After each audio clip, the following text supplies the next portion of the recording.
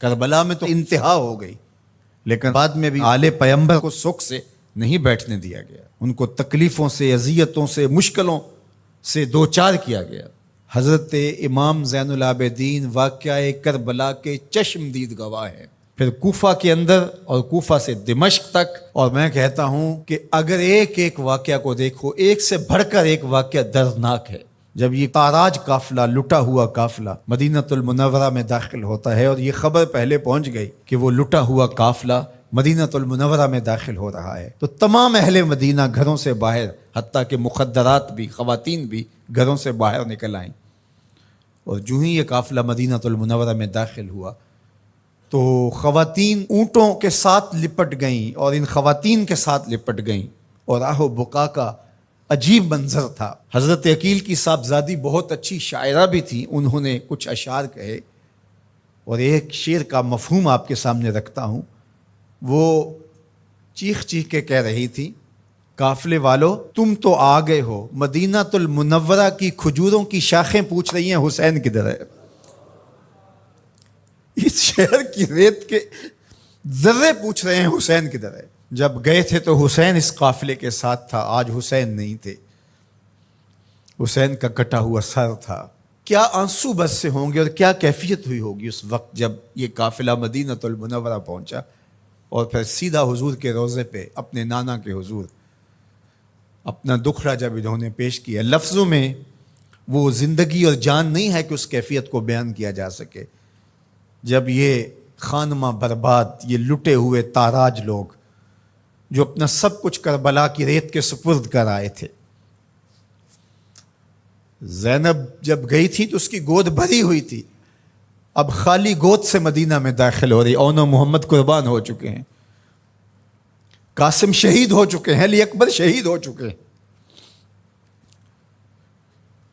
زہرا پاک کے گل پارے شہید ہو چکے ہیں، ان کا خون کربلا کی ریت میں جذب ہو چکا ہے۔ جب حضور کے روضے پہ انہوں نے اپنے نانا کو دکھڑے سنائے ہوں گے تو درد و علم کی کیفیت کیا ہوگی۔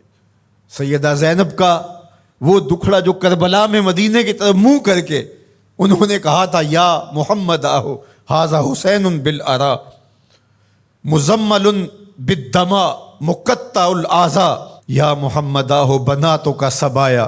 کرد بن قیس کہتا ہے کہ جب یہ شعر کہہ رہی تھی اور جب یہ جملے بول رہی تھی سیدہ زینب سلام اللہ علیہا، تو اس وقت اپنے دشمن بھی رو رہے تھے، لیکن جو استغاثہ حضور کے روضے پہ کھڑے ہو کے زینب نے کیا ہوگا، تاریخ نے وہ بیان نہیں کیا۔ وہ زینب جانتی ہے یا زینب کا نانا جانتا ہے۔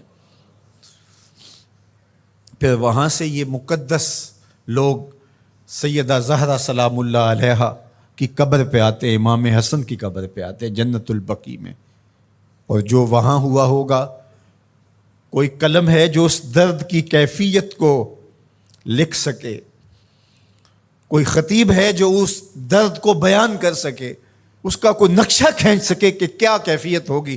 آل پیغمبر نے وہ دکھ سہے، تاریخ کے اوراق سے آج بھی آنسو نہیں خون ٹپکتا ہے۔ ایسی سفاکیت بھی ہو سکتی ہے، تم نے راستے سے ہٹانا تھا ہٹا لیا، لاشوں پہ گھوڑے بھی دوڑاؤ گے، ہڈیاں بھی توڑو گے، کیا قصور کیا تھا ان گل رخوں نے۔ میرے تو حضور نے کہا تھا، اذکرکم اللہ فی اہل بیتی، میں تمہیں اپنے اہل بیت کے بارے میں اللہ سے ڈراتا ہوں، میرے اہل بیت کے بارے میں کوتاہی کا ارتکاب نہ کرنا، میرے اہل بیت کے بارے میں معاملے کی حساسیت کو سمجھنا۔ اذکرکم اللہ فی اہل بیتی 3 مرتبہ حج کے موقع پر میرے حضور نے کہا تھا کہ میں اپنے اہل بیت کے بارے تمہیں اللہ سے ڈراتا ہوں، اپنے اہل بیت کے بارے تمہیں اللہ سے ڈراتا ہوں۔ لیکن بے مروتی، سفاکی، ظلم، جبر، زیادتی، جور، شقاوت اس انتہا کو پہنچ گئی۔ دعا کرو کہ موت اہل بیت کی محبت میں آئے، قیامت کے دن ہماری ماؤں، بہنوں اور بیٹیوں کو سیدہ زہرا پاک کی سنگت نصیب ہو، اور ہمیں قافلہ حسینی میں شامل ہونے کی اللہ توفیق دے۔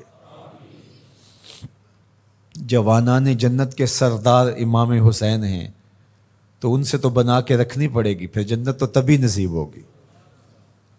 جنت کے جوانوں کے سردار ہیں امام حسین رضی اللہ تعالیٰ عنہ، اور ان کی محبت دین قرار پایا، ان کی محبت سکھائی گئی، ان کی محبت کی ترغیب دی گئی۔